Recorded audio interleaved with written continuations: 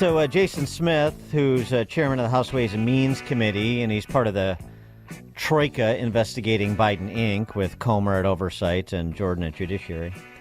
Well, Jason Smith has cut a bipartisan tax deal with Senate Democrats. That's concerning. It sounds like the sort of bipartisan deal that's attempting to be cut on border security over in the Senate between Langford and Schumer. But is it? Or has Smith been able to extract enough concessions from Senate Democrats to garner something that is net positive, even modestly, pro-growth, even modestly, given the composition of the Senate and the occupant of the White House?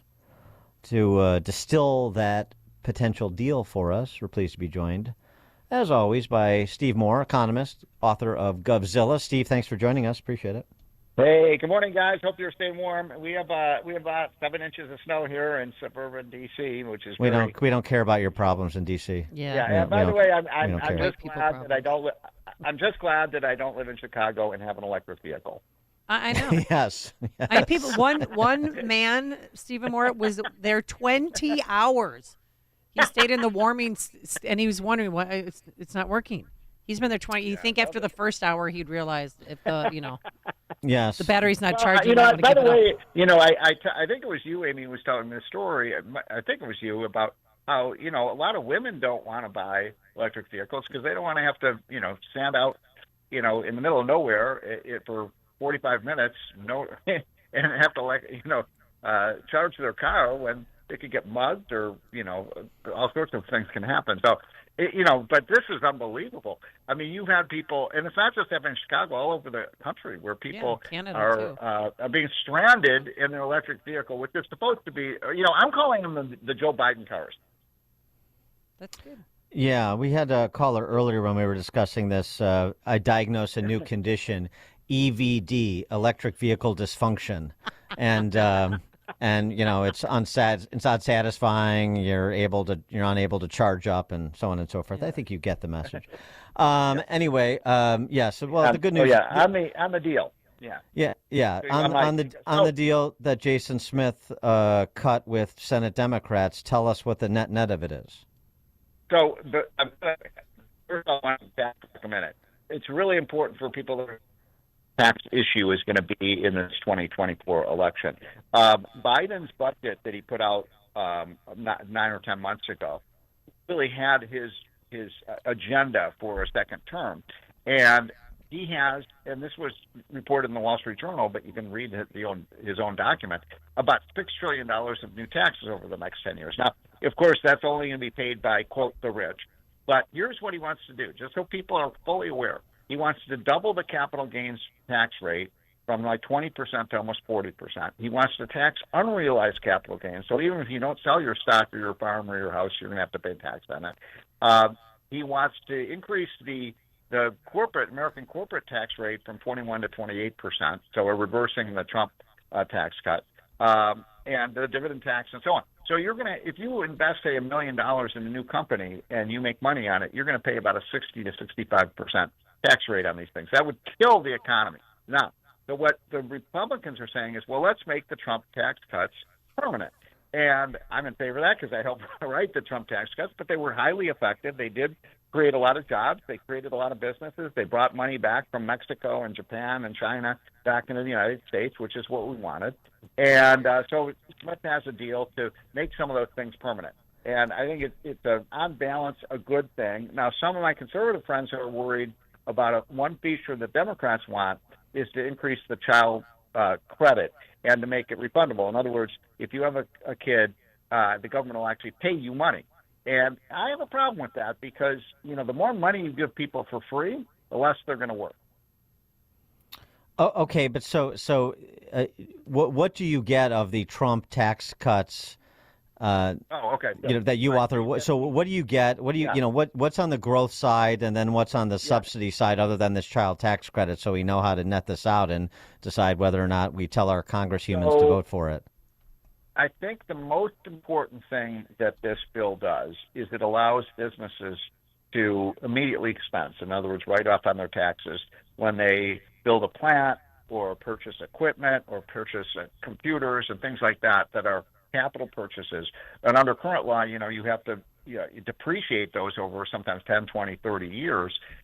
This basically says once you buy it, you get to write it off. And so that is an incentive for businesses to, build new plants and to have more machinery and equipment and things like that that make American workers productive. So I'm in favor of that, and that would be the single best feature of this deal. It's not, in the grand scheme of things, it's not a huge thing, but I think it's a step in the right direction. What about the individual tax rate reductions that were attendant to the Trump tax cuts? Do those stay, or do those get extended, or do they go? So under the current law, they go. And, right, I know, but what about this deal? Yeah, I don't. You know what? I don't know for sure. I know what Jason Smith has mostly been talking about is some of these business tax reductions would stay in place. So I can look that up and get you the answer, but I don't remember because what we did, just so people understand, we also cut the small business tax by about 40% to 30%, and that is something that is scheduled to expire in 2026. And you know what? I don't remember whether this particular deal keeps those rates low for the small businesses. So those, right, and so the individual rates reductions expire in 20. They expire in 20. What they expire?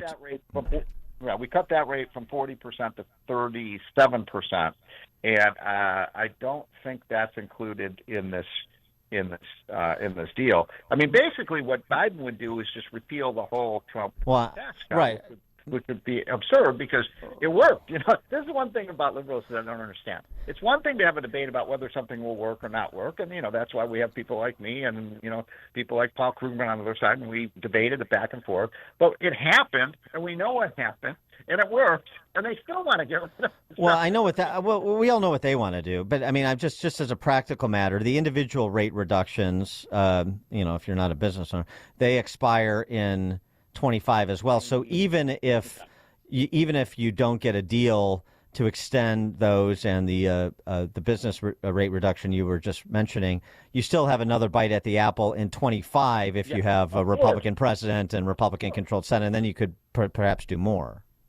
Of course, if Trump is reelected, he'll have I would argue he would have a voter mandate to make those tax cuts permanent. If he loses, I guarantee you, folks, taxes are going way, way, way up, and I guarantee you, it's not just for rich people. It's everybody's going to pay a lot more. I mean, it's pretty extraordinary to me that we have a, $34 trillion national debt right now, and Joe Biden has not proposed a single penny, not one penny of spending cuts.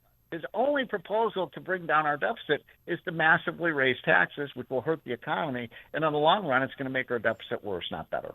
Speaking of spending, and you just mentioned one penny, Trump is not exactly a proponent of radical restructuring of the spend emanating from D.C., but maybe you could take another run at him to adopt that one penny plan that had some currency a few years ago and then sort of went away during the pandemic. Maybe we bring that back. Why don't you explain that?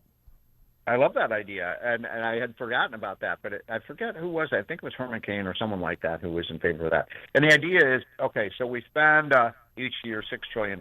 So what we do is we say to every single agency of government, every one of them, okay, instead of spending $1 like you did last year, you're going to spend 99 cents. Okay, so you're going to shave 1% off your budget. Children are going to die.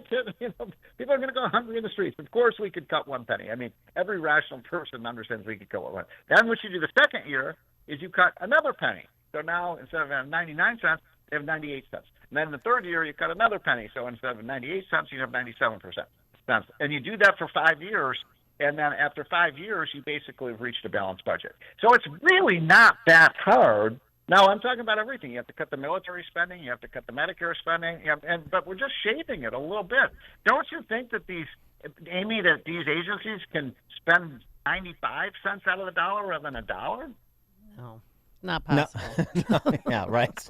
Yeah. No way. We can't Yeah. get one Nothing's penny. functional. You're with Biden.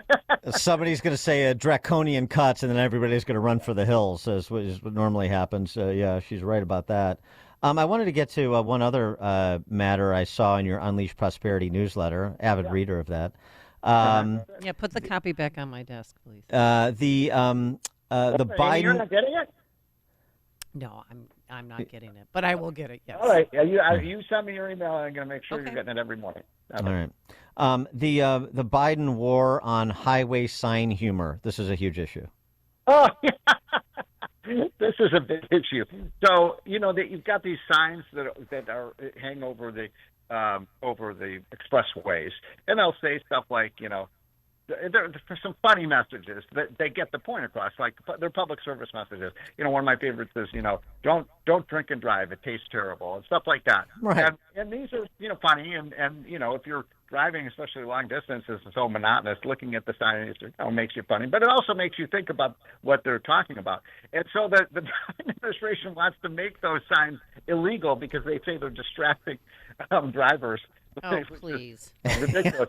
And by the way, I got to tell you, you don't want to distract drivers on the Kennedy. Yeah, right. Yeah. No, because they're going 80 miles an hour, right? But then I guarantee you, then they're going to say, "Oh, you can't have funny billboards." And my favorite billboard of all time.